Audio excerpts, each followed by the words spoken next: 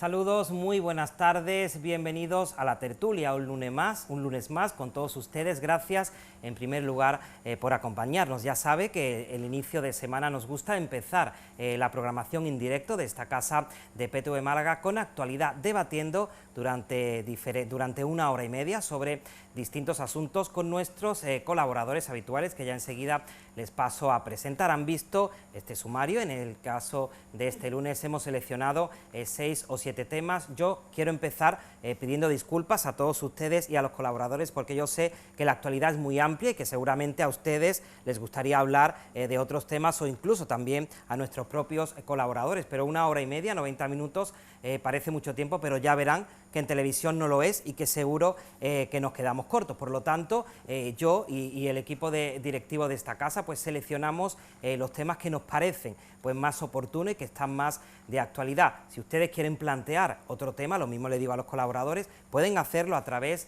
de las líneas de teléfono que ya desde este momento están abiertas, 951 15 0010 y 951 15 0011. Si quieren participar, si quieren opinar sobre los temas que tenemos previstos o plantear también algún otro asunto, pues aquí mis colaboradores y yo estamos, por supuesto, para escucharles. Y paso ya a presentar. Tenemos dos caras conocidas, ya lo veían en la tertulia que tuvimos antes del verano. Antonio González, muy buenas tardes. Hola, buenas tardes, encantado de Gracias estar aquí por estar en PTV. de nuevo en la tertulia. Rosa Galindo, buenas tardes. Buenas tardes, David, lo mismo, encantada de volver por aquí.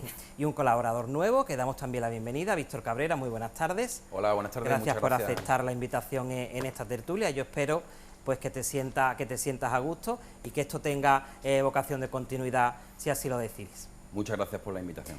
Pues si os parece empezamos ya. Pues el primero de los temas, por ejemplo, pues bueno, la sanidad, ¿no? Esa situación de la atención primaria que quizás ahora con el tema del coronavirus se ha visto un poco más agravada, pero lo cierto es que las protestas sanitarias se vienen sucediendo desde hace muchísimos años, tanto cuando gobernaba la Junta de Andalucía el Partido Socialista, como ahora con ese gobierno de coalición. Lo cierto es que la ciudadanía parece no estar contenta, y no solamente últimamente la ciudadanía, sino que también la pasada semana vimos como, por ejemplo, el Colegio de Médicos también daba una rueda de prensa, los sanitarios también están ya protestando por esa saturación del sistema, los ciudadanos están cansados también por la demora que hay en la atención primaria a la hora de pedir cita con el médico de cabecera. En fin, por dar algunos datos, ya os doy la palabra. Un estudio que presentaron el Colegio de Médicos decía que el 63%, por ejemplo, de los médicos apoyaría una huelga en el ámbito sanitario, un porcentaje yo creo que bastante alto, y bueno, piden en definitiva que se contraten más personal, que se agilicen las pruebas PCR, en fin, pues un poco mejorar lo que es la atención hospitalaria y también la atención primaria. Damos, por ejemplo, la palabra a Víctor, ya que hoy es el colaborador. ¿Qué te parece la situación actual, Víctor, de la atención primaria? Bueno, pues yo pienso que todo lo que reivindican los médicos y, en definitiva, ese sector sanitario, pues está en su derecho. La situación que estamos viviendo es horrible. Tenemos cifras de guerra, 50.000 muertos prácticamente en tan solo unos meses. Y no veo que nadie tome el mando. Yo creo que esto debería de tomarse mucho más en serio y crear realmente un comité de expertos y solucionar este problema, ¿no?, que tenemos. Rosa. Pues bueno, tú lo has dicho cuando has introducido el tema, David, la sanidad es una asignatura pendiente y no de ahora, era la joya de la corona del PSOE, y esa corona que más que de oro parecía de latón, y ahora el virus, pues como otras tantas cuestiones, ha vuelto a poner en evidencia y aún todavía con más fuerza lo que es la sanidad. Y si digamos, nos centramos en lo que es en la sanidad andaluza, pues es tremendamente horrible. Es cierto, yo no diría que son muertos de guerra, porque son muertos de un virus que desgraciadamente, una pandemia que desgraciadamente está azotando a todo el mundo, pero está claro que la misma atención primaria, que es la que en la primera puerta que pegamos cuando nos ponemos malos, pues los centros de salud no están abiertos, los médicos están atendiendo por teléfono, escasez de médicos, de enfermeras y enfermeros, de personal administrativo, es decir, una saturación que evidentemente esto ya no da para más, y a eso ya le suma la medicina preventiva, que es lo que realmente puede ahorrar en costes la sanidad, pues eso ya ni hablamos. Evidentemente, que los médicos secunden una huelga, a mí francamente me parece lo mejor que podría pasar, porque el que ellos se pongan al frente de una situación que ya no da para más, pues creo que sería lo que está haciendo falta para darle una vuelta a esta situación. Y ya ni te cuento las declaraciones del consejero de Salud, pidiendo fe y diciendo que reza todos los días. Pues yo le digo al consejero de Salud que se aplique el refrán de a Dios rogando y con el mazo dando, que yo no digo que no rece el hombre, que rece lo que tenga que rezar, pero que invierta en sanidad y meta el personal que tiene que meter para darle respuesta a esta situación, lógicamente. Yo como siempre hablo mucho, cortarme. No, Rosa, al hilo de lo que tú comentabas, no solo el consejero de Salud, sino el presidente de la Junta de Andalucía ya se ha encomendado a Dios para que solucione este problema de la pandemia del coronavirus. Es cierto de que la atención sanitaria primaria en Andalucía ha ido a menos, y esto es fruto de la política de recortes que ya se inició en la última etapa de Susana Díaz y que se ha acentuado con el gobierno de Moreno Bonilla. Yo hablo con muchos ciudadanos y me dicen, es que es muy complicado pedir cita, llamas al teléfono de Salud Responde y Salud no te responde. Cuando tienes la suerte de que te cogen el teléfono, te derivan a tu centro de salud. Tu centro de salud no te va a dar cita telefónica con tu médico habitual, sino con otro facultativo, en un plazo de entre 4 y 10 días. Y ya realiza una exploración previa por teléfono. Si ve que el asunto es de gravedad o de complejidad, ya te va a atender él, en una exploración ya física, con una cita presencial. Hasta ese momento tú no vas a ver a tu médico de cabecera. Entonces la gente está bastante cabreada. Y también se quejan no solo de que la atención es telefónica, sino que se está aplicando por parte del SAS un criterio economicista, como hemos denunciado nosotros desde UGT, y disuasorio. Es decir, los médicos tienen una retribución que es el complemento de rendimiento personal, que va asociada al hecho de que prescriba menos medicamentos o que tenga menos derivaciones al especialista. Esto va en detrimento de la calidad de esa asistencia sanitaria, de esa atención primaria que requieren los ciudadanos. Y es lógico que los médicos no estén de acuerdo con esta política, porque ellos ejercen su profesión de manera vocacional y lo que quieren es atender criterios de salud de los ciudadanos. Sí, pero fíjate, eso que comentas no es nuevo. Eso último que comentas, que los médicos reciben incentivos por no mandar ciertas pruebas médicas, etcétera, etcétera. Eso lo venimos sufriendo ya hace mucho tiempo, ¿eh? Que no es nuevo de ahora, que eso es algo que venimos sufriendo y los médicos vienen denunciando hace ya muchos años. ¿Qué pasa? Pues que es un despropósito, es una incoherencia tremenda el que no se te pega un virus, estén abiertos ciertos establecimientos públicos, que a mí me parece muy bien, porque tenemos que vivir, y sin embargo los centros de salud están cerrados. Yo creo que también parte de la polémica está ahí. Yo creo que la ciudadanía está viendo como otro tipo de establecimientos, claro, sí es cierto que están abriendo, que tienen, aunque es limitado, pero tienen un aforo.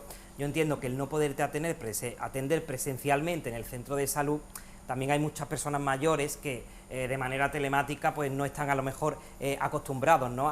Y necesitan el contacto con el médico, pero incluso se sigue hablando todavía de asistencia telefónica, y las cifras que daban era la pretensión de un 70% de las atenciones hacerlas telefónicas, tan solo un 30% presencial. Yo no sé qué os parece. Pero eso es una aberración, David, porque no es lo mismo que tú llames a tu médico para que te renueve la prescripción de medicación, que tú tengas cualquier patología, cualquier dolencia y te tenga que ver tu médico de familia. Es que son cosas totalmente distintas, y ahora todo lo quieren derivar a una atención telefónica. No sé hasta dónde vamos a llegar, ¿eh? De todas formas, también yo quiero que es con quien se hable, ¿no? Porque si hablas con el colectivo de médicos, es cierto que el colectivo Basta Ya, que fue el que hizo esta denuncia, esta encuesta de la que yo antes he hecho referencia, ellos dicen que los centros de salud están abiertos y que están atendiendo perfectamente a la ciudadanía. Después escuchas a los ciudadanos y ves que no. Bueno, hoy precisamente me ha llamado mi médico de cabecera, como anécdota, que pedí cita hace 10 días porque me encontraba mal, y cuando me ha llamado hoy ya no me acordaba por qué la había llamado. Bueno, pero eso hay que ver, pero a todo hay que verle lo positivo, Rosa, eso porque ya estás bien.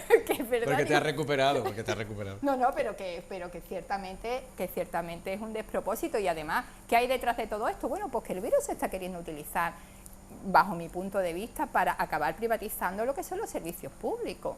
Y hay detrás una maniobra muy clara, pero no solamente con la sanidad, con la educación y con lo que hace a todo y cada uno de los servicios esenciales, que para las instituciones de derecha, pues los servicios esenciales son un gasto y no una necesidad. Entonces hay detrás, yo creo que algo más que está queriendo utilizar, que se está queriendo utilizar, y es que se acaben privatizando los servicios esenciales. Bueno, yo lo de privatizar público y demás, yo creo que eso ya sería otro tema, ¿no? Para mí, creo que la solución está en que alguien tome el mando. Aquí ahora mismo cada uno hace lo que le da la gana, en mi opinión. Creo que tenemos un presidente, Pedro Sánchez, que la pandemia parece ser que le está pasando de lado, un director de alertas sanitarias que no lo sé, un comité de expertos que no existe. Cada comunidad autónoma hace lo que quiere, entonces yo creo que se debería de tomar el mando. Y tomar el mando con gente seria, con expertos, científicos, médicos y demás, y bueno, establecer un protocolo que fuera igual para todos los españoles, que si yo voy a Murcia, pues me pase igual, tenga el mismo tratamiento o la misma atención que en Andalucía, en cualquier sitio, ¿no? Y que, bueno, en definitiva se solucione este problema que es único que estamos viviendo, ¿no? Nunca lo hemos vivido, creo que nadie estaba preparado para esto, yo creo que no podemos echarle la culpa a uno, al otro y demás, pero creo que a una situación tan grave, cuando yo decía antes que eran muertos, no eran muertos de guerra, me refiero a cifras de guerra, ¿no? 50.000 muertos, eso son unas cifras que solamente ocurren en las guerras, en tan poco tiempo, ¿no? En unos meses, ¿no? Entonces yo creo que este es un problema que el consejero de salud, pues sí, podrá rezar, ¿no? Y el otro pues podrá ponerse mirando a la Meca y el otro con Buda, y en fin, cada uno que haga lo que quiera, ¿no? Pero un problema tan grave, creo que el presidente Pedro Sánchez es en la pirámide, ¿no?, de mando, es el principal, ¿no? Y luego está un ministro de salud, filósofo y demás, lo que sea, el director de alertas sanitarias y demás. Entonces, en esa pirámide, pues ir estableciendo, ¿no?, una cadena de mando y, bueno, establecer un protocolo siempre con gente preparada y demás, ¿no? Víctor, ese planteamiento es fácilmente debatible, porque tenemos la experiencia del estado de alarma. Cuando se acordó el estado de alarma, que el presidente intentó recabar apoyos en el Congreso, tanto el PSOE como Podemos, para prorrogar ese estado de alarma, cada vez fue perdiendo apoyos porque el resto de partidos políticos no arrimaron el hombro. Entonces me parece un planteamiento muy contradictorio que se diga, no, es que se tiene que tomar el mando y hay que llevar la iniciativa, cuando el presidente la ha tomado esa iniciativa y el resto de organizaciones políticas no ha contribuido a prorrogar ese estado de alarma, porque estábamos hablando de una cuestión de salud nacional. Y a mí también me resulta paradójico que se criticara en ese momento esa situación, que es una figura que viene recogida en la Constitución del año 78 y que fue muy criticada por presidentes autonómicos de otras formaciones políticas, nacionalistas y presidentes autonómicos del Partido Popular. Y ahora, en cambio, parece que dan marcha atrás y que apuestan por otros postulados diferentes de los que planteaban durante la pandemia. Hombre, francamente, ya lo ha dicho Antonio, ¿no? El mando único, de alguna manera, si es al mando único al que tú te refieres, que lo mismo me estoy confundiendo y te refieres a otro mando único, que también se comentó por ahí, ¿no? De que se deberían de poner a gobernar España, pues ciertas personas que ni siquiera se habían presentado a las elecciones, ¿no? Pero si es al mando único que nos estamos refiriendo, y yo creo que con el Estado, al presidente, que con el Estado, establecer un protocolo con para el este tipo estado de de alarma, problemas que hay. con el estado de alarma, pues ya de alguna manera se dio el mando único, exceptuando pues alguna competencia que seguían siendo autonómicas, aunque a la gente no se le metía, como era el tema mismamente de la residencia, etcétera, etcétera. El espectáculo que se dio en el Congreso fue absolutamente bochornoso. Yo no había vivido en 51 años que tengo un espectáculo de ese calibre, el espectáculo que se dio al Congreso. Y te digo, yo he estado en la institución 4 años, hemos estado en la institución 4 años, y aún recuerdo, porque además yo lo ponía mucho como ejemplo, ante cualquier situación de emergencia excepcional que en algún momento hemos vivido en la provincia de Málaga, esas trombas de agua que hicieron tales destrozos. Ante una situación de emergencia, a ti no te queda otra, imagínate ya esta, ¿no? A ti no te queda otra, a la oposición no le queda otra que ponerse a disposición para sacar adelante ese estado de emergencia. Pero no fue así, fue absolutamente bochornoso. Cada partido de la oposición, independientemente de que hubo muchos errores también por los que gobernaban, también ante una situación muy nueva, pero los partidos de la oposición aprovecharon ese virus también para hacer su propia campaña. Yo pienso que la oposición está para eso, para hacer oposición por y demás, supuesto que sí. constructiva, y demás. Tú lo has dicho, Víctor, constructiva. Tuvo su apoyo al principio, pero lo que pasa es que, claro, no es un cheque en blanco. No sé cuántas prórrogas hubo de los 15 días principales, ¿no? Primeros que hubo de estado de alarma. Hubo varias prórrogas, pero claro, si hay un comité de expertos que resulta que luego no existe, que lo han reconocido ellos mismos, ¿no? No sé por qué se inventaron ese comité de expertos que no existe, ¿no? Si compran test falsos y demás, si hay quiera que no, una manera de hacer Víctor, las cosas un poco diferentes de como se deberían de haber hecho, yo creo, ¿no? Durante el estado de alarma y las sucesivas prórrogas, ¿teníamos un mando único, sí o no? Sí, ¿no? Luego ya se inició una desescalada y las comunidades autónomas progresivamente recuperaron las competencias que tenían, sobre todo en materia no la perdieron. en materia sanitaria. Entonces, ¿por qué tu partido no apoyó las sucesivas prórrogas del estado de alarma si es lo que tú estás defendiendo hoy aquí, un mando único? Oye, que me parece legítimo. Cada uno puede defender un modelo de estado centralizado, un modelo de estado descentralizado. Claro, pero lo que me parece incoherente es que se apueste por un mando único y cuando se reclama ese apoyo en el Congreso y en el Senado no se dé. Claro, es que el mando único, para que las cosas funcionen, se debe de construir un comité de expertos con gente que sepa de estas cosas.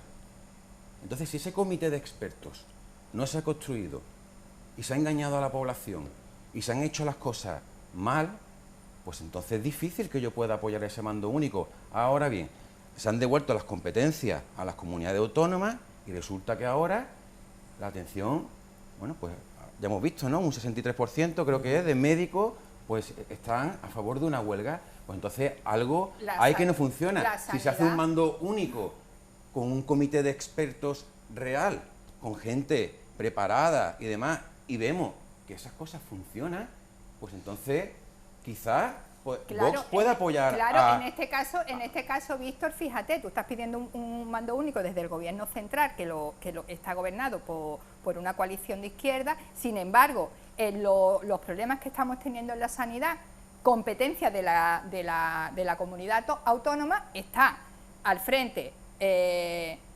PP, Ciudadanos y Vox empujando con todas sus fuerzas. Quiero decir que bueno, que lo mismo por ahí, pues te estás replanteando que los partidos del trifachito en Andalucía no está haciendo las cosas bien cuando estás pidiendo un gobierno único a nivel del Estado central, que es en este momento está gobernado por la izquierda, ¿no? Víctor, ¿tú consideras que el comité de expertos no es adecuado para esta situación de pandemia que estamos viviendo?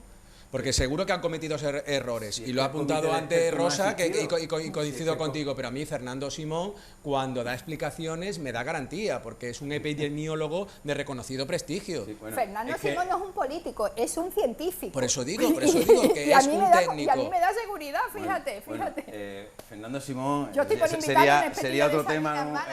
Porque yo con Fernando Simón lo he seguido mucho porque, bueno, yo trabajo en el mundo de las emergencias y entonces pues he vivido muy de cerca el COVID, me he tenido que poner el traje, he tenido que entrar por cadáveres y he tenido que entrar por personas que estaban posiblemente infectados y demás. Entonces nosotros en nuestro trabajo y demás hemos seguido mucho el tema de la pandemia. Entonces a mí no se me olvidará jamás las palabras que él dijo, ¿no?, al principio de la pandemia, esas famosas frases, ¿no?, de como mucho habrá 1 o 2 contagios en España, ¿no? Si hay, será muy localizado y tal, y todo esto, ¿no? Entonces, ya no me da mucha seguridad. Hombre, ¿no? es científico, pero no pitonizo, chiquillo. Esto iba a funcionar de la misma forma que el virus del ébola. Lo que no me da seguridad se ha desmadrado. Sobre todo lo que no me da seguridad es que continuamente se haga referencia al comité de expertos, ¿no? Diga, no, porque es que el comité de expertos ha decidido que la mascarilla, el comité de expertos, y resulta que luego el comité de expertos no existía, lo han reconocido ellos mismos. Si el único experto que había ahí se está poniendo en cuestión, que el único experto que había ahí en condiciones, que estamos hablando de Fernando Simón. No, pero aparte el Ministerio de Sanidad cuenta con una serie de técnicos y asesores en este tipo de cuestiones sanitarias. Han reconocido ellos mismos, yo no, el mismo Ministerio de Salud y demás, gente del gobierno que ese comité de expertos no existía y que si no había comité de expertos, entonces, ¿quién tomaba las decisiones, no? Yo creo que deberíamos de empezar por ahí, ¿no? Pues colegio de médicos, de farmacia, virólogos, lo que sea, ¿no? Investigadores y demás, que yo en ese tema pues ya... Sí, vamos, yo estoy Entonces, total. yo creo que ahí se debería de empezar por ahí, ¿no? Y quizás ese comité de expertos, que sea independiente políticamente... ¿Y para qué serviría? Asesores, ¿Para qué serviría si el mismo colegio de médicos está diciendo que el 63% de los médicos están diciendo que estarían dispuestos de ir a una huelga, están diciendo que ya no pueden más, han pedido EPI, y tú que dices que trabajas en que tu trabajo tiene que ver con la emergencia, no sé hasta qué punto habéis estado suficientemente protegidos, han estado pidiendo EPI, están pidiendo personal. ¿Para qué sirven si nadie los escucha y nadie les hace caso? Si están rezando para que se vaya el virus en lugar de estar poniendo personal y material suficiente para acabar con esto. Es que ¿para qué sirve? De tomar más en serio, claro, y yo soy de hacer algo más convencido que el profesional, ministro Salvador Illa no toma las decisiones de forma arbitraria. Es decir, cuando se adoptan una serie de medidas y además se están consensuando con los consejeros de Sanidad de las 17 comunidades autónomas y de las ciudades autónomas de Ceuta y Melilla, es porque hay informes técnicos y de asesores que indican la conveniencia de adoptar y de implementar ese tipo de medidas. Yo creo que a veces menos protocolos, menos dentro del organigrama, menos lío, y oye, escuchemos a los profesionales, escuchemos a la gente que está al frente y hagamos lo que ellos nos dicen que hay que hacer. Punto. Para mí ese sería el comité de expertos perfecto. Que los médicos piden esto, vamos a hacerlo. Oye, no lo van a pedir por gusto. Quiero decir, para mí con eso sería suficiente. Vamos a dejarnos de una superestructura que no va a servir para nada, porque vamos a estar las mismas, y hagámosles caso a esos profesionales que son los que están al pie del cañón. Yo creo que en cualquier caso el tema del coronavirus, por supuesto, ha agravado la situación de la sanidad. Yo creo que tanto al Gobierno central como a la Junta de Andalucía es una situación nueva. Yo creo que ningún gobierno antes se ha enfrentado a esto. Yo creo que, bueno, pues que en cualquier caso, por avanzar de tema, hoy ha habido 9 fallecidos en Málaga por el tema del coronavirus. Yo creo que también debemos de centrarnos en soluciones, pero realmente, a vuestro juicio, ¿dónde están en esas soluciones? Ha habido municipios, e incluso en la provincia de Málaga, que ya se han autoconfinado. Habéis visto lo que está pasando en Madrid con determinados barrios de la zona sur. No sé cómo veis el tema, si veis a lo mejor a las administraciones un poco relajadas en este aspecto, o esto es algo que se veía venir, lo que pasa es que esa segunda ola se ha adelantado. ¿Cómo veis que esto se puede realmente, que no se desmadre aún más? Es que lo que ha ocurrido, David, que la desescalada se ha iniciado de forma muy rápida. Antes de tiempo, además. Antes de tiempo. Y por Es decir, presión, y por presión, se fuerte, acercaba claro. el verano. España depende económicamente del sector servicios. La temporada del turismo estival es muy importante porque genera muchos puestos de trabajo y también mucha riqueza, y esa ha sido la clave de que no se había atajado. Hay otros países como Australia donde el coronavirus está perfectamente controlado. En otros no. Israel, por ejemplo, ha tenido que proceder a un segundo confinamiento. El confinamiento es muy doloroso porque para la economía es brutal, es desastroso, pero si no queda otra opción que confinar cuando hay un contagio comunitario en determinadas zonas, pues tendremos que hacerlo, porque primero prima la salud, y esta situación pasará. Perdón, es que yo creo además que ya la gente le está teniendo más miedo a la pobreza y a la situación que se le viene encima por la falta de recursos, por la falta de trabajo, etcétera, etcétera, etcétera, que al mismo virus. Entonces, ¿cuál es la pregunta? ¿Qué hacemos para realmente confinar el virus? Ya lo hablamos, el debate pasado además recuerdo que lo hablamos, pero es que ya la ONU, la misma Organización de Naciones Unidas, lo ha propuesto como una vía para que realmente la gente se pueda confinar. Pongamos en marcha una renta básica. Europa, ya hay organizaciones que lo han llevado a Europa, y además Europa ha aceptado la propuesta como para estudiar una propuesta ciudadana, ¿no? Es que, a ver, no podemos decir tranquilamente, oye, vamos a volvernos a confinar cuando la gente no tiene ni para comer. Entonces, vamos a mirar las cosas en estructura, ¿no? Venga, hay muchos contagios, la gente a sus casas, ¿vale? Pero ¿qué comemos? Cuando se están cerrando centros donde, bueno, comedores sociales, las instituciones no están dando respuesta a las necesidades de la gente, de la renta básica ni hablar, porque es preferible seguir potenciando la economía del miedo, esa economía donde uno se levanta por la mañana, tiene una familia en la que darle de comer y no tiene nada en la nevera, perdón, y así tú quieres que yo me confine. Mira, vamos a hablar con propiedad y vamos a dar soluciones reales a lo que está pasando. Y la solución real pasa porque a la gente se le suministre suficientes recursos para que realmente se puedan confinar. Y a lo mejor así la pandemia se para. Y no lo estoy diciendo yo, lo está diciendo la Organización de las Naciones Unidas. Sí, es lo que muchas veces hemos hablado, una Claro. crisis que empezó siendo sanitaria y que Claro. está derivando también Indudablemente, en una crisis indudablemente. económica y social, exactamente. Claro. Cambiamos de tema, si os parece, si Víctor quiere añadir algo acerca de este asunto o si continuamos. Es buscar el equilibrio de vivir de esta manera que el ser humano ha evolucionado, ¿no? De trabajar y demás, comprar, en fin, de esta manera, y de convivir pues con la pandemia, ¿no? Y bueno, ver cómo evoluciona estos contagios y demás, y en función de cómo vaya todo esto, pues tomar las medidas necesarias, ¿no? Si confinamientos parciales o restricción de movilidad y demás, pues eso hay que ir viéndolo y hay que ir valorándolo con personas que sepan de estas cosas, ¿no? Bueno, otro asunto también, la pasada semana veíamos también a los sindicatos movilizados por el tema de la educación, el lema de la concentración por un lado y manifestación por otra, en defensa de una educación pública, segura y de calidad. Una huelga, por ejemplo, hicieron CGT, USTEA, Comisiones Obreras y Marea Verde y el Sindicato de Estudiantes convocaron una huelga en la que reclamaban más medios materiales, más medios humanos y también, lo que he dicho, una educación pública segura y de calidad.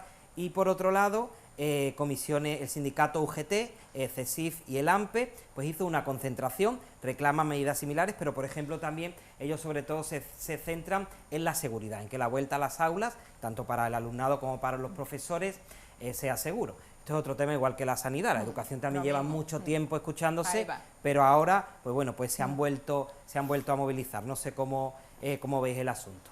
Antonio, por ejemplo, Rosa. Nosotros, bueno, los sindicatos del mundo docente en general y UGT en particular hemos denunciado las irregularidades con las que ha comenzado el curso académico 2020-2021. ¿Y cuál es el titular? Pues la falta de medidas sanitarias en los centros escolares.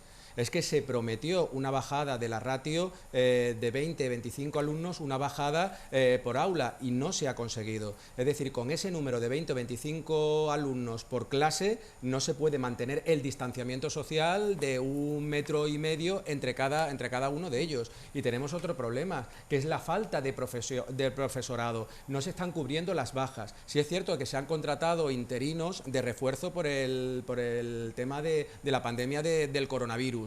Pero ¿qué ha ocurrido? Se han incorporado el mismo día que se abrían las aulas, cuando ingresaban los alumnos, y no se les ha practicado en un primer momento un test para detectar la PCR, para detectar si presentaban coronavirus o no. Y además tampoco se le ha instruido en las medidas que se tienen que implementar para controlar al colectivo de alumnos para evitar la propagación de la pandemia. Luego hay muchos profesores que son vulnerables y que han solicitado esa declaración de vulnerabilidad a la Consejería de Educación y sin embargo no han recibido todavía esa declaración. Faltan mascarillas y geles hidroalcohólicos en las aulas. El personal de limpieza también brilla por su ausencia. Tenemos otro problema con los comedores escolares. Falta personal, falta también un protocolo de actuación en esta situación que estamos viviendo. Es por eso que los docentes están en pie de guerra, porque se ha improvisado muchísimo. El consejero de Presidencia y portavoz del Gobierno, el día 1 de septiembre, es decir, unos 10 días antes de que comenzara el curso académico, dijo, bueno, los problemas ya lo iremos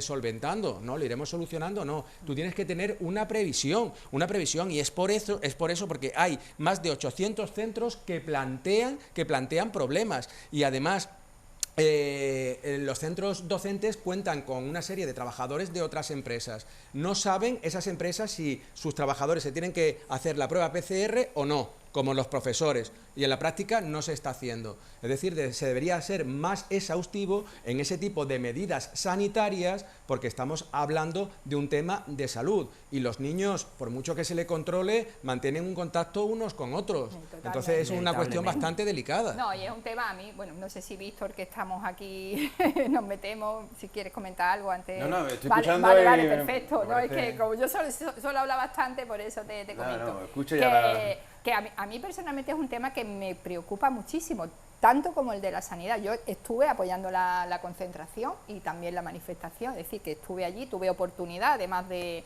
hablar con madres y padres y con profesores y profesoras, y es lo que nos decían, la situación no ha cambiado, es decir, esa bajada de la ratio, ese, digamos, aumento de personal docente y ese de que en cada centro haya un enfermero o una enfermera, un personal un sanitario, coordinador sanitario, un coordinador que no sanitario para que pueda un poco llevar el control del centro, para nada.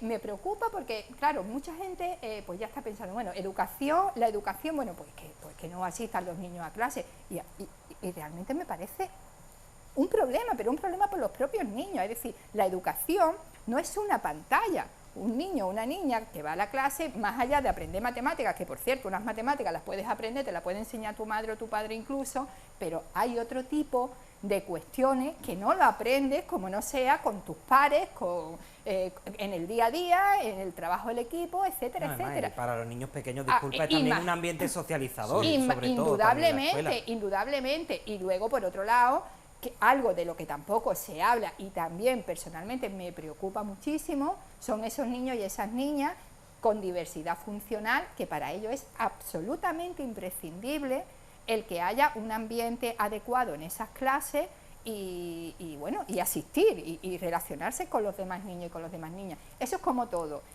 La solución está, las medidas muy concretas están. Espacios, tampoco tenemos problemas de espacio para que baje la ratio. Pongamos los espacios municipales y los espacios que dependen, que tienen pues tanto los ayuntamientos como las comunidades autónomas en la ciudad, pongámonos, vamos a ponerlo a disposición de la educación, vamos a abrir lo que tengamos que abrir para bajar esa ratio, ni siquiera necesitamos gastar más dinero en construir nada, tenemos espacios suficientes que ahora mismo no se están utilizando, que lo podemos utilizar. Bendodo el otro día hablaba, 600 millones de euros, 1.500, a mí me llamaban la atención esas cifras, 1.500 personas como personal de limpieza. Perdón, ¿cuántos colegios públicos hay en Andalucía? ¿A cuánto personal de limpieza por colegio se cabe? A 0,01. Es un despropósito, lo que Vamos a escuchar a Víctor, pero si me permite atender una llamada Sí. que tenemos, Venga, por no estupendo. esperar al espectador, y escuchamos a Víctor enseguida. Buenas tardes. Buenas tardes, Tú Buenas cortas tardes. esto, tú cortas. Dígame su nombre. Claudio. Pues Claudio, adelante, díganos. Pues mire, estáis hablando de la huelga de los sindicatos. Sí, de la Y digo, ¿yo educación no se sería refiere. mejor que los liberados sindicalistas se incorporaran al trabajo? Porque ya se hizo un llamamiento cuando la pandemia, y fueron 3. Vergüenza le debía de dar. Está en tu casa acostado mientras que la gente se está muriendo y ellos cobrando. Pero es que ahora para la educación ha pasado igual. Han hecho un llamamiento y no se ha presentado ninguno. ¿Qué quieren? ¿Cobrar sin trabajar? ¿Y los otros muriéndose? Venga, hombre, por favor. Los sindicatos no tienen vergüenza. Ninguno. Y al señor que está hablando de cuando ya antes de la pandemia, la soñada Susana Díaz ya nos había mandado la sanidad al carajo. Ya. Las listas más grandes de espera las teníamos en Andalucía. Y eso lo sé por experiencia. Yo tengo 84 años, yo me he hecho falta a mi médico de cabecera 3 veces. Y no he ido allí. He llamado por teléfono a mi ambulatorio y ha tardado horas en llamarme. He hecho la consulta, él me ha contestado, yo he hecho lo que me ha dicho y no he ido al médico ni una sola vez, porque tengo 64 años. Y un mayor en un centro de eso es malo para él, porque los contagios están ahí, donde la gente está amontonada. Así que, por favor, lo que hay que hacer falta es que manden recursos de Madrid a Andalucía, porque eso de los 600 millones es mentira. Andalucía no ha llegado ni un solo euro del gobierno central, ni uno. Aquí se está haciendo todo con los recursos del gobierno andaluz. Así que los socialistas lo que tienen que hacer es que roben menos aquí en Andalucía y que el dinero lo dediquen a lo que tienen que dedicar, a la educación, a la sanidad. Esto es lo que tienen que hacer. Claudio. Porque tenéis ya 200 y pico condenados por ladrones en la Junta de Andalucía. Claudio. ¿Hasta cuánto van allá? ¿A 5.000? ¿A 4.000? Bueno, pues nada, muchas gracias, me alegro de... Una pregunta, Claudio, para que pueda contestar. Le ha hecho referencia a uno de los contertulios, se refería, entiendo, que a Antonio, ¿no? No sé, a uno de ellos. A ver, cuando yo hablan de la Junta de Andalucía, me indemonio, porque yo tengo 64 años, y yo llevo viviendo por el gobierno andaluz 38, y yo sé lo que han hecho, condenado por robar. Ahora hay 4.000 millones que Susana Díaz la van a sentar en el banquillo porque no aparece, que era para los cursos de formación y para el paro. 4.000 millones que no aparece. No presenta facturas, no presenta papeles. ¿Por qué? Porque se los han robado. Porque estamos hartos de verlo saliendo en los periódicos. Y los jueces, como está en manos de ellos, pues hacen la vista gorda. ¿Por qué? Porque mandan en los jueces. Y es una vergüenza que Andalucía, un país como somos los andaluces, que lo hemos votado 38 veces, 30 y tantos años, y que nos paguen con esto. Por eso la última vez no lo hemos votado. Porque ya los de izquierda estaban cansados de que nos robaran. Si hay alguno del Partido Socialista, que se aplique el farsi. Gracias, Claudio. Venga, hasta luego. Buenas tardes, Claudio. Vamos a escuchar a Víctor, que lo corté antes, y por alusiones contesta Antonio. Vale. Víctor, el tema de la educación. Bueno, a mí el tema de la educación, pues bueno, me ha sorprendido que creo que ha sido solamente que lo ha secundado un 5 o un 7% de profesores la huelga. Me parece que lo que piden, algunas cosas pues son razonables. Creo que por una educación pública, de calidad y segura. ¿No? Bien. Pública, segura y de calidad, sí. Por una educación pública, nosotros, Vox, defendemos. Bueno, yo creo que una educación pública al 100% es insostenible, ¿no? No tenemos ni siquiera para muchas otras cosas, ni para geles hidroalcohólicos, ¿no? Como habéis dicho. Totalmente 100% pública creo que sería un gasto enorme, ¿no? De todas maneras, son cosas que hay que estudiarlo y demás, y creo que, bueno, que sea concertada, privada, pública, creo que por ahí va bien la cosa. Vox defiende que puedas elegir, privada, concertada, puede pública. Elegir, Víctor. Sí, exactamente. Piensa que se pueda elegir, ¿no?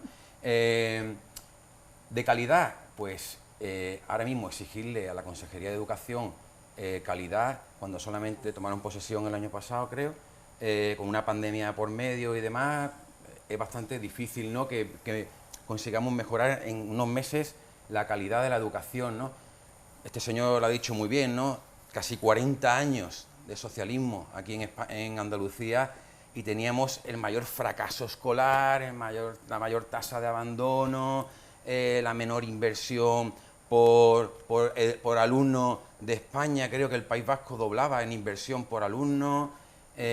Bueno, pues esto pasa como con la sanidad, ¿no? Yo creo que el presidente del gobierno deja ahí al ministro de Educación, a la ministra, que diga algo.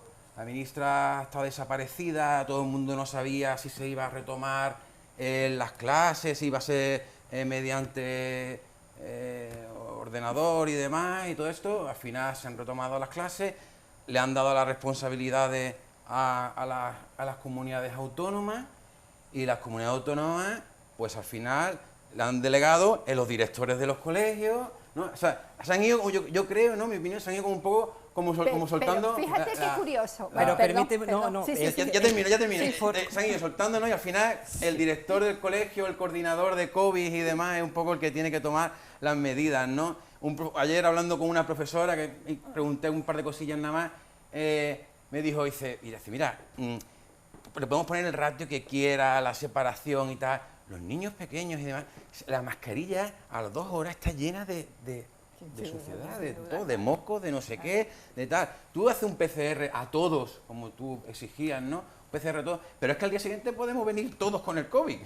Ese día me dicen que no tenemos COVID todos, pero es que al día siguiente podemos ir todos al COVID. Es muy difícil meter a tantísimos niños y tal con esta situación, ¿no? Te va a contestar Rosa, porque pero yo creo que por alusiones va a que contestar Antonio también por referencia a Claudio, sí, que por lo estará menos por esperando la respeto, respuesta, y después vamos con Rosa, si os parece. Por respeto a... Buenas tardes, Claudio. Le contesto. En primer lugar, coincido con usted en que la gestión de una administración pública tiene que ser transparente. Tiene que ser transparente y se debe fiscalizar la misma. Entonces, hay que atajar cualquier atisbo de corrupción y exigir responsabilidad penal para aquellos gestores, para aquellos políticos, para aquellas personas que tienen una responsabilidad y que han metido la mano donde no lo tenían que hacer. Si eso ha ocurrido con la administración de Susana Díaz, pues bueno, los responsables acabarán en la cárcel si definitivamente hay una sentencia condenatoria. Pero también se le olvida de que hay un partido en Europa que ha sido condenado, ya no a nivel individual de miembros de esa organización, de esa formación política, sino como partido, que ha sido el Partido Popular por la trama Gürtel, la trama Púnica, etcétera. Entonces eso no hay que olvidarlo ni hay que perderlo de vista, ¿no? Y con respecto a los liberados sindicales, sí le puedo decir que mi organización, la Unión General de Trabajadores, envió un comunicado al SAS y a la Consejería de Educación poniendo a disposición del Servicio Andaluz de Salud todos los liberados sindicales durante esta situación de pandemia de coronavirus, y eso enviamos un comunicado de prensa, parece que no ha calado, pero se lo aclaro yo en directo a usted, Claudio. Rosa, sí, adelante. quería porque me estaba ahí queriendo, lo que pasa que quería, pero digo, bueno, como no está hablando mucho, voy a esperar a que termine. Me ha llamado mucho la atención porque además es algo que no solamente piensas tú, sino que escucho. El otro día, sin ir más lejos, en la manifestación, en la concentración por la educación, había un señor que pasa y dice, oye, que el dinero no cae de los árboles. Y tú ahora dices que la educación pública es insostenible. Pero ¿cómo va a ser insostenible la educación pública? Es decir, uno de los pilares básicos de cualquier sociedad, que es la educación, así como la sanidad y así como, obviamente, otros servicios esenciales, como puede ser los de seguridad, etcétera, etcétera, etcétera, los de limpieza y tal. Pero uno de los pilares básicos, como es la salud y la educación, que para mí no es que no es que no sean insostenibles, es que sería lo prioritario, tenían que estar blindados por la misma Constitución española, de manera que cualquier politicucho de turno que aparezca por las puertas no toque lo que hay que invertir en salud y en educación, porque estarás de acuerdo conmigo que son los pilares básicos de cualquier sociedad, indudablemente, porque para mí lo que no es sostenible es la de millones que se gastan en armamento los gobiernos. Por cierto, una pila de millones en armamento y ahora viene un virus y nos pone en jaque absolutamente todo. Para mí son insostenibles otras cosas, pero la salud y la educación, por favor, eso no lo podemos decir. Por cierto, la gente elige libremente dónde mete a su hijo en el colegio. Si lo mete en uno público o en uno privado. A mí nadie me obliga a meterlo en uno público o en otro privado. Pero obviamente, con los servicios y con los impuestos que paga la gente, eso tiene que apoyar la pública. Claro, eso es lo que defendemos nosotros, ¿no? Que se pueda seguir, que podamos elegir, ¿no? Pero es que se puede elegir, pero es que hay otra corriente que dice que todo tiene que ser público, toda la educación tiene que ser pública, ¿no? Y que lo privado tiene que desaparecer. Claro, solamente que con el dinero público se apoya la pública. Yo me refería a eso, ¿eh? No me refería a que... Tú puedes elegir, Víctor, hay que invertir en educación. Al hilo de lo que decía Rosa, hay que invertir en educación porque precisamente si se invierte en educación pública es una manera de atajar las desigualdades y que todos tengamos igualdad de oportunidades, de concluir estudios universitarios y de acceder a un buen puesto de trabajo y vivir mejor. Entonces eso hay que tenerlo en cuenta. Yo lo que sí exijo, que si hay colegios privados concertados, los concertados tendrán que amoldarse a los criterios que se marquen desde la Consejería de Educación de cada comunidad autónoma. Lo digo sobre todo por la problemática que año tras año se plantean con los criterios de admisión de alumnos. Que con el dinero público se apoyan los colegios públicos. Oye, yo no estoy en desacuerdo con los colegios privados. A mí no me hacen daño los colegios privados, a mí me hace daño un colegio privado cuando el gobierno decide invertir en los colegios privados o concertados y se olvida de la educación pública. A mí son daños colaterales que vamos sufriendo la ciudadanía, obviamente, pero que tú puedas elegir libremente en qué colegio meter a tu hijo, faltaría más. ¿Que tienen que desaparecer? Bueno, no tienen por qué desaparecer, pero que son empresas de educación, pues que se la apañen ellos, y los padres que quieran que su hijo estudie en la privada, pues que paguen la privada, obviamente, es así, vamos, yo lo veo así. Mira la sanidad mismamente, la sanidad privada. Oye, ¿qué ha mirado para otro lado con todo el tema del coronavirus? Se ha lavado absolutamente las manos, y todos los que estaban pagando seguros privados, una gran parte de la gente que estaba pagando seguros privados, pues ha tenido que ser atendida por la pública. Bueno, yo han sido curioso porque han sido poco solidarios. Claro, sí. y han sido muy Víctor, poco adelante. solidarios. Sí, bueno, yo tengo una experiencia precisamente porque como en la sanidad andaluza ha ido tan mal, ¿no? Que presumimos mucho Claro, de eso estoy totalmente de sanidad acuerdo. pública y demás, pero yo para una ecografía de una rodilla además, un año, ¿no? que era una tontería, ¿no? Un año esperando, ¿no? En total, que al final yo me saqué un seguro privado el año pasado. Y este año, pues al principio hice uso de ese seguro, del seguro privado. Y justo cuando me iban a hacer las pruebas, pues me llamaron y me dijeron, mira, lo sentimos, pero se van a cortar todas las atenciones y demás porque estamos más, digamos, trabajando por el tema de la pandemia. Entonces yo no creo que haya mirado totalmente hacia un lado y demás. Igual que con el tema del ejército que has dicho, ¿no? Al final quien ha dado la cara sobre todo... De gasto en armamento, el ejército hace una labor tremenda, tremendísima, son los que, vamos, al final... Lo que nos están los que salvando ponen la vida, ¿no? vida, Para la muchas vida, cosas, sí, ¿no? sí.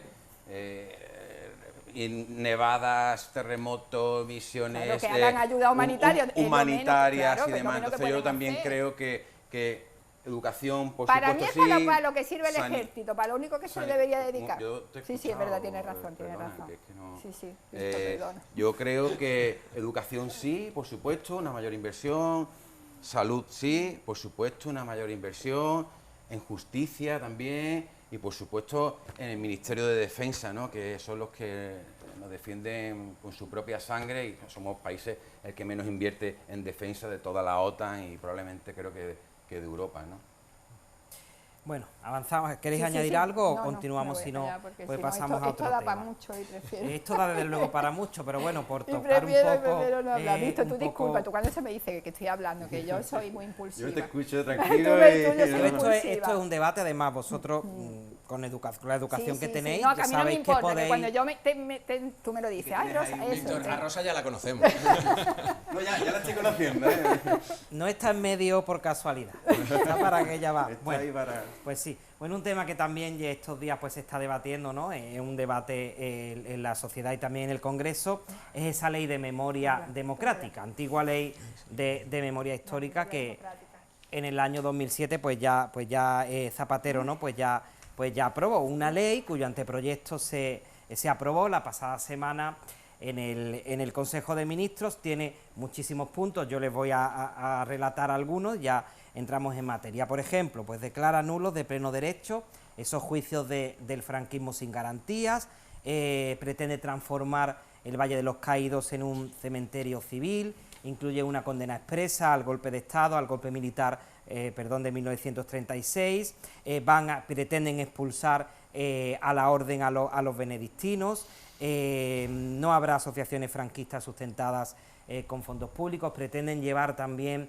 esta memoria democrática o memoria histórica. A mí me perdonarán porque yo puedo ir llamándola de una forma u otra también a las aulas. No sé si era a lo mejor el momento de hacer este debate, si quizá se está haciendo porque tocaba o se está haciendo pues para eclipsar realmente lo que está pasando. No sé cómo veis el asunto de la memoria democrática. Empezó el primer tema Víctor, el segundo Antonio, empezamos por Rosa, ¿si te parece? Yo, ¿no? Bueno, pues yo creo que estamos en buen momento, y ¿por qué no? ¿Por qué no? Yo creo que es una asignatura pendiente que tenemos con la democracia, con la historia, con nuestra historia más inmediata y con todas esas personas que de alguna manera o de otra no han podido cerrar esa etapa, ¿no? Es curioso cuando se habla de no abrir heridas, ¿no? Y como si esas heridas se hubiesen cerrado alguna vez. Esas heridas jamás se cerraron, con lo cual el concepto de no abrir heridas no es cierto. Está claro que es una asignatura, como yo he comentado antes, pendiente, y para mí, bueno, cualquier momento es bueno y ahora, pues por supuesto que es el momento. Sin ir más lejos, ayer creo que leía un Twitter del alcalde de Málaga, ¿no? Que a mí me hace mucha gracia ese señor cómo trata la memoria histórica. Y fíjate, Málaga, la historia que tenemos con ese tema. Estamos hablando de que la fosa común más grande no solamente de España, sino casi de Europa, la tenemos aquí en el cementerio San Rafael. Creo que son 4.571 víctimas, ¿no? Por otro lado, no nos olvidemos de la carretera de Almería, de todo lo que pasó en la carretera, algo curiosamente absolutamente silenciado. En los libros de historia no aparece esa parte de la historia malagueña, y fue el genocidio. El tuit de la Torre hablaba pues de que en el cementerio San Rafael, poco más o menos, no recuerdo explícitamente qué decía, pues que en el cementerio de San Rafael pues también aparecía los nombres de las víctimas del otro bando, perdón, y porque así es como se trabaja con la concordia, perdón, del otro bando. A ver, los bandos existían cuando estábamos se vivió la guerra civil. Cuando acabó la guerra civil, que por cierto, telita, pues, lo que pasó en la carretera de Almería con Queipo de Llano al frente fue tremendo. Vamos a Málaga a sangre y a seso, ¿no? Vamos a enseñarle a las malagueñas lo que es un hombre. Eso pasó en la carretera de Almería, el genocidio más grande de toda la historia. Ahora mismo lo está superando el tema de los refugiados. Pero ¿cómo se atreve ese hombre, alcalde de Málaga, una ciudad que ha sido protagonista, protagonista desgraciadamente de una memoria que tenemos ahí histórica y de una cantidad de víctimas tremenda, en ponerse en la boca lo que se ha puesto? Entonces, claro, hace falta reparar, pero hace falta reparar de corazón. Y no es que no se abran las heridas, es que hace falta cerrar esas heridas. Y por supuesto que es hora ya de que eso se haga. Bueno, ya dejo de hablar aquí ya. Víctor, Antonio. Bien, no, la Ley de Memoria Histórica es una continuación del trabajo que ya se inició en el año 2007. La precursora fue en su día la vicepresidenta María Teresa Fernández de la Vega, y ahora ha sido otra vicepresidenta, la primera, Carmen Calvo, la que ha impulsado esta nueva ley que ve ahora la luz, y que es un texto normativo bastante desarrollado, cuenta con 66 artículos. Pretende pues cerrar heridas, como decía Rosa, es un principio básico del derecho internacional humanitario, es decir, toda democracia que se precie tiene que perseguir todas las tropelías que se han cometido durante un régimen dictatorial.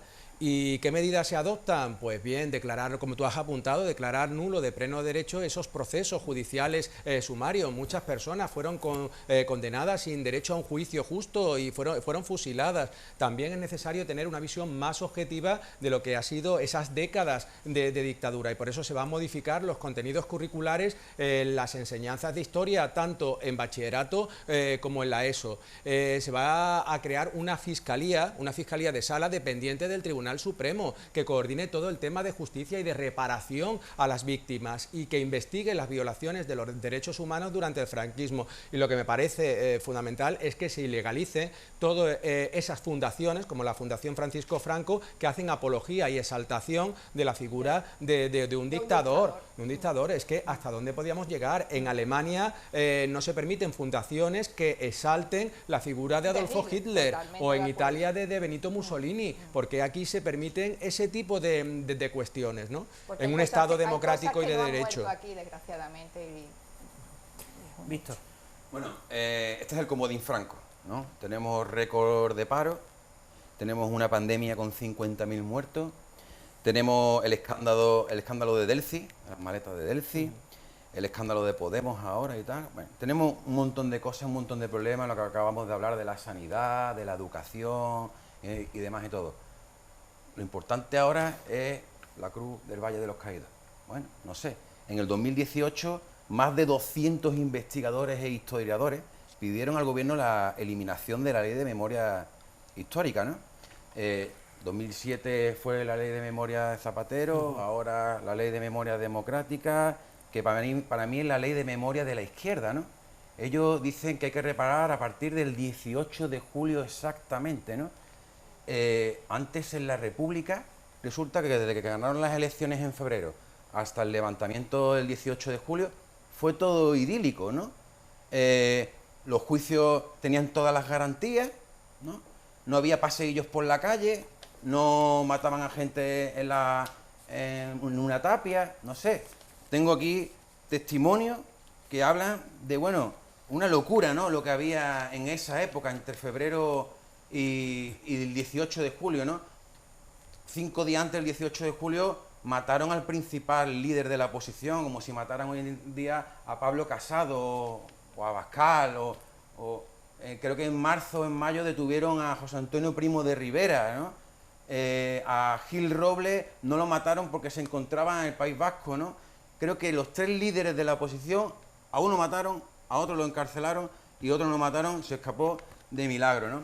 Entonces, hablar de exactamente la reparación del 18 de julio es olvidar otra parte, ¿no? Entonces, ya estamos favoreciendo a uno y a otros no. Yo creo que en una guerra, he vivido una guerra, porque he estado en una guerra, no hay ni bueno ni malo. Ahí todo el mundo es malo. Y duele mucho estar levantando continuamente las heridas y demás, cuando ni siquiera hemos podido todavía solucionar los 400 muertos de ETA, que hemos vivido todo en democracia, porque yo nací en el 79, y yo viví la democracia y demás. Hablar de cosas que nadie ha vivido de nosotros es muy difícil, es muy difícil. Y cuando veo testimonios de que no solamente antes del 18 de julio se cometían barbaridades con la República, sino que, bueno, venga, vamos a ir desde el 18 de julio en adelante también. Pues en la retaguardia de la zona roja republicana se cometían barbaridades. Barbaridades, son auténticas barbaridades. No había juicios tampoco. Eso también se debería de anular, ¿no? Debería de ser una memoria. ¿tú parece Yo que ya termino, ¿vale? Ya termino, porque lo he escuchado todo. Os podría contar un montón de cosas, ¿no? Pero la historia no se puede interpretar. O sea, la ley no puede interpretar la historia. No está para eso, ¿no? La ley, bueno, están los legisladores, los historiadores hablan de la historia y demás. O sea, interpretar la historia y demás a través de la ley y favoreciendo a unos y demás y a otros, yo no lo sé, no lo veo claro, ¿no? Yo creo que deberíamos de andar hacia una unión, hacia un perdón y reparar el daño de todas las víctimas, ¿no? De derecha, de izquierda y demás. Eso es un trabajo titánico, ¿no? Titánico. Víctor, me quedo con tu última aseveración, que está bien, una tarea de concordia y de reparación de todas las víctimas. En eso estamos de acuerdo, pero parece, por tu discurso, de que está justificando el alzamiento. Vamos a ver, estábamos en la Segunda República, que es un régimen, no, te lo digo porque es un régimen democrático, donde gobernó la izquierda. No he justificado en ningún momento. No, digo, se puede decir que los que hemos vivido una guerra somos los más antimilitaristas y eso tiene que ser muy duro, y eso tiene que ser muy duro. Seguramente, te lo puedo asegurar. Tienes una visión que yo no he pasado por esa circunstancia, pero te recuerdo que en la Segunda República era un régimen, estábamos en un régimen democrático, gobernó la izquierda, después gobernó la derecha de la CEDA y luego el Frente Popular. Que bueno, que era una situación convulsa, también en la transición vivimos una situación convulsa. Totalmente. Con asesinatos de grupos terroristas. Totalmente. Prácticamente a diario, de extrema derecha, de ETA, de Grapo. Eso no justifica que unos militares se alcen contra un régimen legítimo y contra un gobierno que han elegido los españoles y que propicie una guerra civil que fue desangrar al país, que sí, que luego estábamos en una situación de guerra y que ya se cometieron masacres por parte de ambos bandos. Sí, pero hay que ser objetivo, y aquí estábamos en un régimen democrático y unos militares fascistas tumbaron ese régimen. Claro, porque Franco no gobernó durante 40 años por unas elecciones democráticas, eso partiendo de ahí, y luego hay cosas que no son interpretables, ¿visto? Interpretables no son los 4.571 muertos que hay en la fosa común del cementerio San Rafael. Ni siquiera es interpretable la de miles y miles de civiles que murieron en la carretera de Almería, a voz de mando de Queipo de Llano. Para mí hay cosas que no son interpretables y además hay que reparar. Además, para mí es indudable, estoy de acuerdo contigo, que bueno, que hay muchas cosas más urgentes, pero eso de algún modo también tiene su urgencia. A mí me gustaría contar. Perdón. Sí. No te preocupes. Y luego sí, mira, yo vuelvo al alcalde de Málaga porque me gusta mucho aterrizar esas cosas esas leyes tan generales, me gusta mucho aterrizarlas en lo concreto.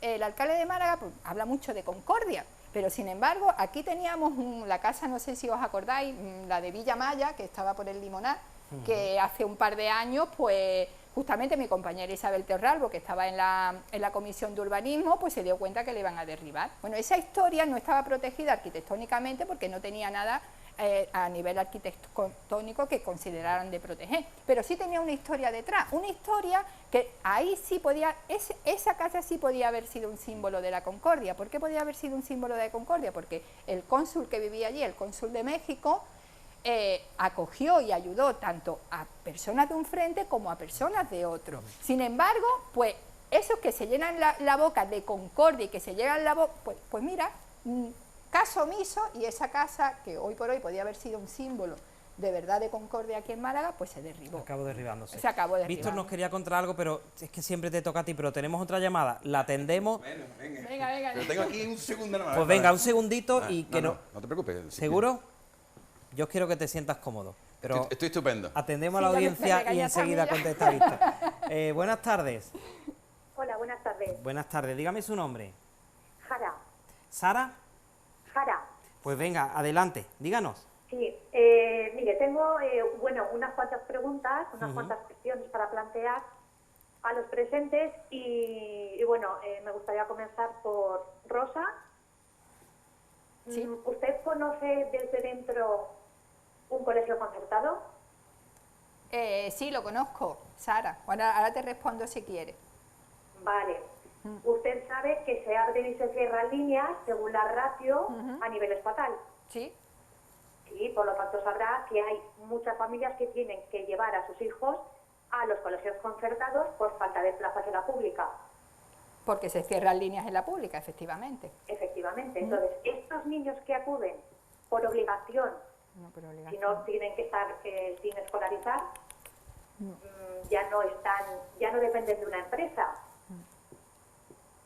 Por lo tanto, digamos que son obligados a ser tratados como niños privilegiados que han elegido la concertada. No sé si le contesto ahora o... Te contesta Rosa y pasamos después a la siguiente cuestión, ¿te parece? Sí, Pues venga, adelante, Sara, Rosa. bueno, pues encantada de escucharte antes de nada. Igualmente. Sí conozco bastante bien cómo funciona una concertada. De hecho, tengo que decir que mi hija, la pequeña, durante varios años, 3 o 4 años, estuvo estudiando en un colegio concertado, porque por temas de conciliación con el trabajo, y la tuve que meter porque salía a las 5 de la tarde con el tema de las comedores, y sé perfectamente cómo funciona el colegio, un colegio concertado. ¿Que se cierran líneas en la pública? ¿Por qué se cierran líneas en la pública, Sara? Porque no se invierte suficiente dinero para mantener esas líneas abiertas en la pública. Y no lo digo yo, lo dicen los profesores y las profesoras que trabajan en la educación pública. No solamente se cierran líneas en la pública, Sara, se cierran colegios enteros en la pública. En Málaga, en mi mismo barrio, tenemos un colegio, en mi mismo barrio, enfrente, en Dos Hermanas, hay un colegio cerrado a cal y canto, no cerrado a cal y canto porque ha sido cedida a una cofradía que está allí haciendo sus cosas. Entonces, ¿cuál es el problema de por qué se cierra línea? Obviamente porque no se invierte lo suficiente en la educación pública. Si se invirtiera lo suficiente como para mantener abiertos esos colegios, tanto de docencia, etcétera, etcétera, etcétera, pues obviamente no se cerrarían. Yo no conozco todavía a un niño, Sara, personalmente, lo mismo me equivoco, no voy a discutir algo que no conozco, pero yo elegí libremente meter a mi hija allí durante 2 o 3 años por temas de conciliación y de trabajo, porque me interesaba más, pero yo no fue por obligación, fue una decisión libre que yo tomé y que pagué todos los meses por la cuota extraordinaria que tenía que pagar. Pero no conozco absolutamente hoy por hoy a ningún niño ni a ninguna niña que haya sido obligado o obligada a ir a un colegio concertado porque no haya habido uno público disponible. Yo personalmente no lo conozco, pero no voy a discutir algo que no conozco en profundidad. No conozco ningún caso, pero posiblemente los haya. Mucho cuidado, ¿eh? Sara. Sí, de hecho sí los hay. Te queda... Yo soy profesora de un colegio concertado y les puedo garantizar que los hay y muchos. Es más, recibimos a muchos niños inmigrantes que comienzan a mitad de curso, porque la pública no se les acoge. Sara, te queda una Sí. cuestión más, ¿verdad? ¿Es una cuestión? Sí, una cuestión. Pues En te pido brevedad, sí, por favor. Sí, rápidamente. Sí. Al señor Antonio, por favor. Usted ha hablado de previsión en la educación, ¿sí?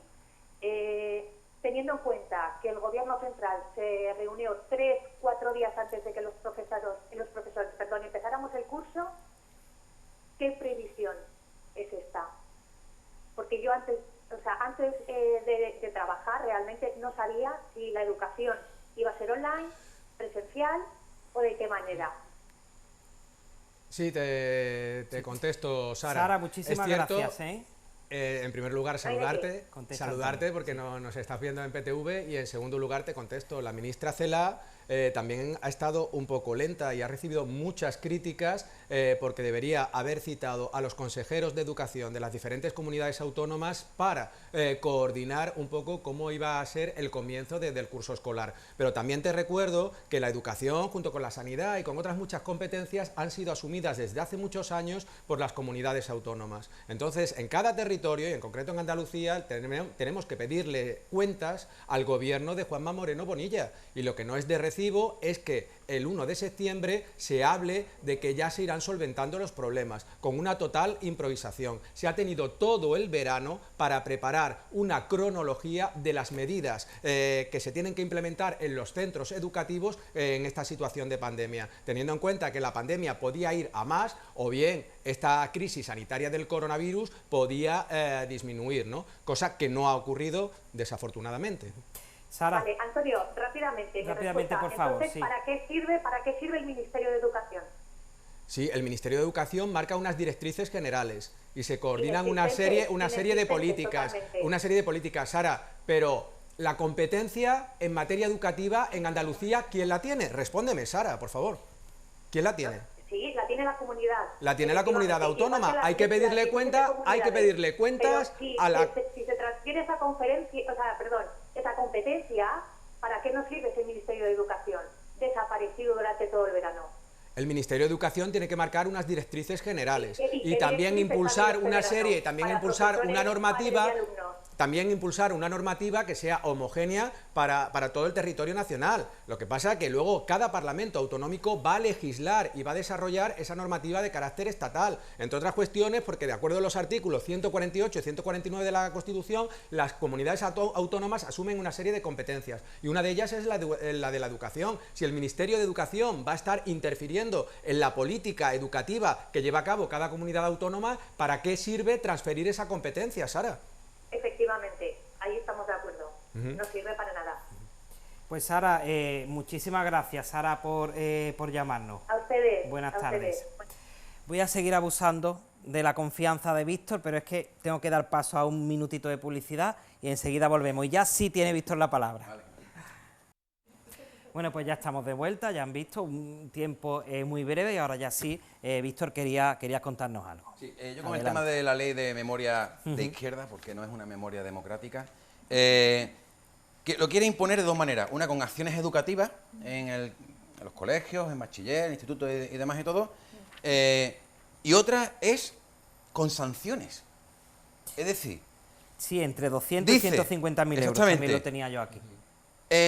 Mediante un régimen sancionador que garantiza los preceptos de la ley en el espacio público con multas desde 200 euros para infracciones leves hasta los 150.000 euros para las muy graves. Es decir, si yo discrepo de esa memoria que ha interpretado la izquierda, pues me pueden multar hasta con 150.000 euros.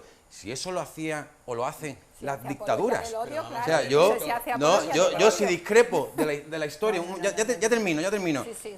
Si discrepo de la historia de que ellos quieren construir, ¿no? Reinterpretar la historia, me pueden multar hasta con 150.000 euros. ¿No? Y ya era lo último que iba a decir antes, ¿no? Ya termino un segundín, ¿no? Todo esto viene a partir del 18 de julio. Yo en ningún momento jamás he justificado el golpe de Estado del 18 de julio, ¿no? Se habla mucho de que se hizo un golpe de Estado contra un gobierno democrático que ganó las elecciones en febrero del 36. Es que fue así. Bueno, ese gobierno idílico, democrático, republicano, donde todo el mundo era muy feliz y demás y todo eso, os voy a dar un testimonio breve, 4 frases, nada. Lo escuchamos y damos la palabra a Antonio que habla de esos meses.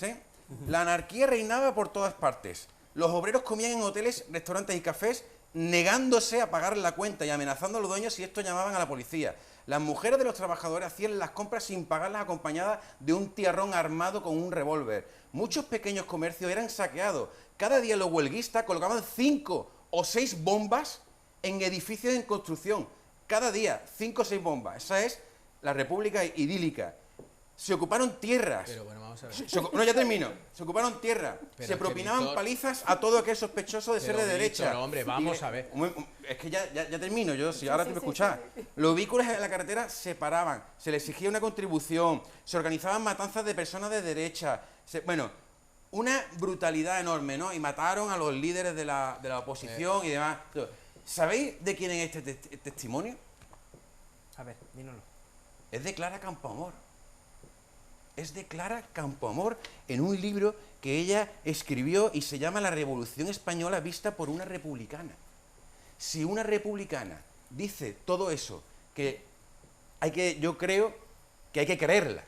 Hay que creerla, Porque ¿no? de izquierda hay que A creerla. Clara Campoamor, ¿no? Claro. Ella lo vivió, se tuvo ella misma cuenta como se tuvo que, bueno, Clara Campoamor ha sido, bueno, Pedro Sánchez ha hablado de ella muy bien, Pablo Iglesias ha hablado de ella muy bien. O sea, es tremendo que se olvide esa parte de antes del 18 de julio, ¿no? Entonces yo creo que en una guerra somos todos malos, ¿vale? Lo digo por experiencia propia, somos todos malos, y yo creo que el camino no es tú eres malo, yo soy el bueno. No, yo creo que el camino es, oye, vamos a pedirnos perdón todos, vamos a reparar todo lo que se ha hecho mal, ¿vale? Y que los historiadores, los que saben de estas cosas, pues se construya o si hay que solucionar algún problema con la historia, con lo que se ha escrito y demás. Pero bueno, la historia no tiene una verdad concreta, ¿no? Tiene múltiples verdades, ¿no? No se puede... Mira, aunque lo haya escrito Clara Campoamor, que fue firme defensora del derecho de de sufragio sufragio, femenino, yo creo que ahí tiene una versión tergiversada de lo que son los hechos, porque estás tú dibujando un panorama de España como si fuera Chicago años 20. Que sí, que se produjeron hechos violentos, vale, en otros momentos de la historia también se han producido hechos violentos, pero eso no justifica tumbar un régimen democrático como el de la Segunda República. Punto número 1. Punto número 2, Víctor, sí, multas de 150.000 para los hechos más graves, como por ejemplo la destrucción de fosas comunes o de lugares de memoria. Y te recuerdo que las leyes son de obligado cumplimiento, y entonces aquí tenemos un régimen sancionador para aquellas personas que no cumplen con las normas. Y luego una pregunta que yo te hago, y respóndeme con el corazón en la mano. Imagínate que mi abuelo está en una de las fosas que ha comentado antes Rosa. Yo no tengo derecho a recuperar los restos de mi abuelo, que murió en la guerra civil, y a darle sepultura, porque esto es el fundamento de la nueva ley de memoria democrática o de memoria histórica. Sí, bueno, para mí es muy curioso que quieran legislar sobre un periodo concreto de la historia de España, ¿no? Desde el 18 de julio hasta que murió Franco, todo lo demás no existe. No existe. Solamente vamos a legislar lo que yo creo que hay que legislar, que es los malos malísimos son la derecha y los buenos buenísimos somos la izquierda. Y solamente hay que reparar el daño de un lado. El del otro lado no hay que repararlo. Entonces, mi opinión es, con la mano en el corazón, que hay que reparar pues todas las víctimas, todos los daños que se hicieron. Fue una época muy convulsa que ninguno de aquí vivimos, y que, bueno, me parece raro que se quiera legislar, porque yo no sé si eso es legal o no, que se quiera legislar la historia. Desde el 18 de julio concretamente. Víctor, lo que se está queriendo legislar es que no se siga haciendo apología del odio. Eso es lo que se está queriendo legislar unas últimas. Y creo que es urgentísimo de hacerlo, y mucho más, y te lo voy a decir con todo el respeto que puedo utilizar en este momento escuchando estos temas, más urgente que nunca. ¿Por qué? Porque el dirigente del partido en el que tú militas, y lo digo porque te estoy viendo vos en todo momento, no ha parado de hacer apología del odio desde que lo conozco, o por lo menos desde que lo escuché de hablar. ¿En qué momento no ha hecho apología del odio ese señor? ¿En qué momento? Mira, te voy a decir uno que además fue tan clarísimo. Ese día en que el señor Abascal se puso a leer la lista de inmigrantes, la lista de personas migrantes que vivían en España uno por uno, y trataba a esas personas, a ese colectivo, como personas que ya por el hecho de ser migrantes eran delincuentes, violaban a las mujeres, robaban, etcétera, etcétera, etcétera. Si alguien me dice a mí que eso no es hacer apología del odio, que venga y me lo discuta, perdona, pero es urgentísimo, no solamente legislar la historia en cuanto a la apología del odio. Vamos a ver, si tú quieres hablar del momento actual, hablemos del momento actual y de lo que está pasando en el momento actual con la apología del odio que está haciendo dirigentes de tu partido, y no me estoy refiriendo a ti, mucho cuidado, que no te conozco y ni mucho menos voy a hacer un ataque a esos niveles hacia ti, pero obviamente hay un umbral muy fino entre esa libertad de expresión que ellos dicen que tienen el derecho a hacer apología del odio, porque poner a un colectivo concreto en el centro, como pone este señor, a los migrantes, a las mujeres, etcétera, etcétera, etcétera, hablemos de apología del odio y hablemos ahora del presente. Hablemos del presente. Por alusiones. Sí. Bueno, hablando de apología del odio y demás, yo creo que más apología que odio que hace Pablo Iglesias, por ejemplo, ¿no? Cuando dice que se alegra, ¿no? Cuando le patean la cabeza a un policía y demás. Bueno, Abascal, una persona que ha vivido el terrorismo desde niño, ¿no? Que ha sido continuamente atacado, su familia y demás. El principal fundador, Ortega Lara, ¿no? Ortega Lara, que estuvo 500 días, ¿no? Metido en un zulo, que eso es horrible, ¿no? Esos son los fundadores de Vox, ¿no? Víctimas, ¿no? De la dictadura de la izquierda Berchale, ¿no? Yo solamente me quiero volver... es que al final nos extendemos, ¿no? Empezamos a hablar y demás. Quiero volver a esto que estamos hablando de la ley de memoria democrática, ¿no? La ley esta de el régimen sancionador que garantiza los preceptos de la ley en el espacio público con las multas, ¿no? Esto va en contra de un principio de jurídico esencial. A las personas se les castigaría por lo que piensa, no por lo que hace. Por lo que piensa. O sea, eso es de la dictadura. Eso no es de una democracia. Entonces, yo por eso creo que... También hay un delito que es apología del terrorismo, ¿eh? Totalmente. ¿Y ese te parece bien? Es decir, y a mí me parece bien que eso sea un hablando hecho... de la ley de memoria... En el Código Penal hay un delito que es un hecho punible que es apología del terrorismo. Pues de la misma forma se puede legislar en esa materia, Claro, hacer es que apología de un legislando- régimen dictatorial. Claro, es que Lo estamos mismo que en legislando... Rusia, no sé, pero a lo mejor se tipifica en el Código Penal ruso hacer apología de la dictadura de Stalin. Era una dictadura de izquierdas. Claro, estamos legislando un hecho histórico muy concreto del 18 de julio al final de la muerte de Franco. Lo que te he contado antes de la idílica república del febrero a julio del 36, los juicios tenían garantías, entonces no tenían garantías ninguna. Sí, hay tenían que garantías. reparar el daño moral, que también el daño de las víctimas y todo, hay que reparar el daño de todos. No podemos estar diciendo...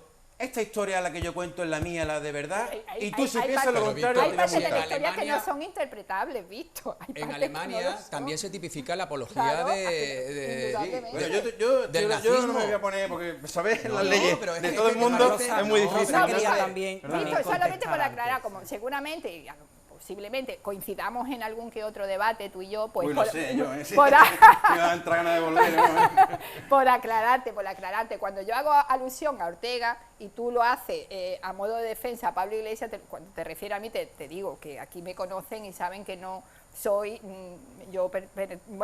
soy una defensora del municipalismo y no soy de Podemos, yo no soy, quiero decir, fui además, estuve en las instituciones a través de un partido municipalista, pero no estoy yo, yo no vendría con una carpeta ahora mismo de ningún partido, eso por un lado. Y por otro lado, cuando dices que el señor Abascal fue poco más o menos, vivió el terrorismo desde adentro, que si la ETA, que...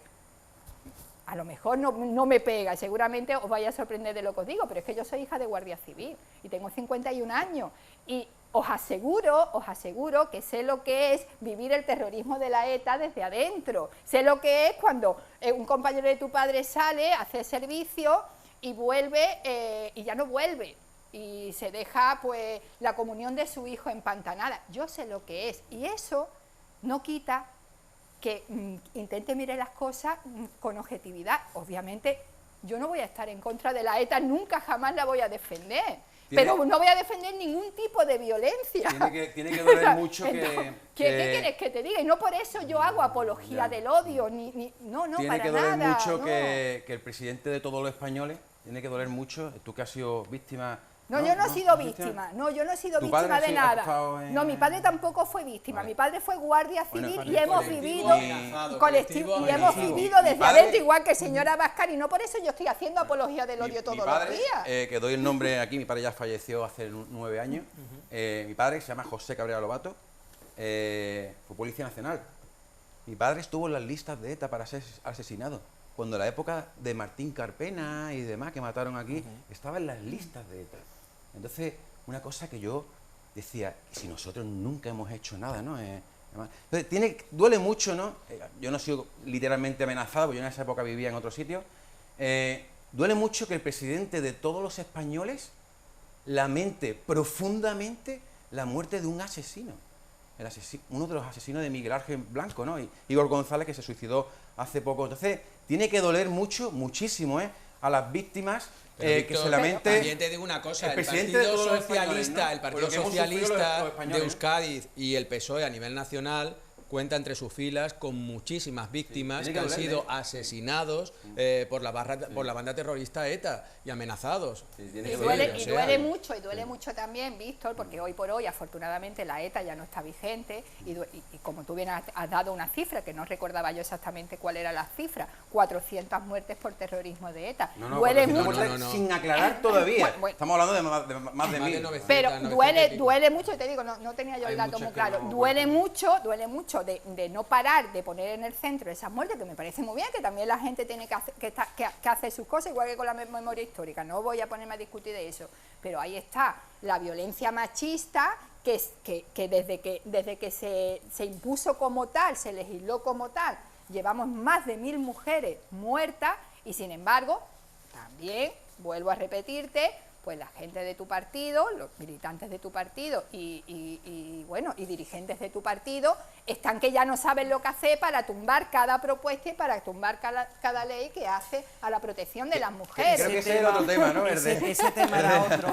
No hemos saltado ya directamente al tema, ¿no? Mira que vamos ahí, vamos. Pero No, ya nos da reímos, tiempo. pero es muy serio, ¿eh? Nos No, reímos, no, pero por muy serio. supuesto, claro que sí. De hecho, por eso se planteaba. Pero ya nos quedamos sin tiempo. Es que yo estaba queriendo enlazar uno con otro. Yo te lo agradezco. ¿Qué nivel? ¿Qué Como que coordinación, ahora, Rosa? Mentira.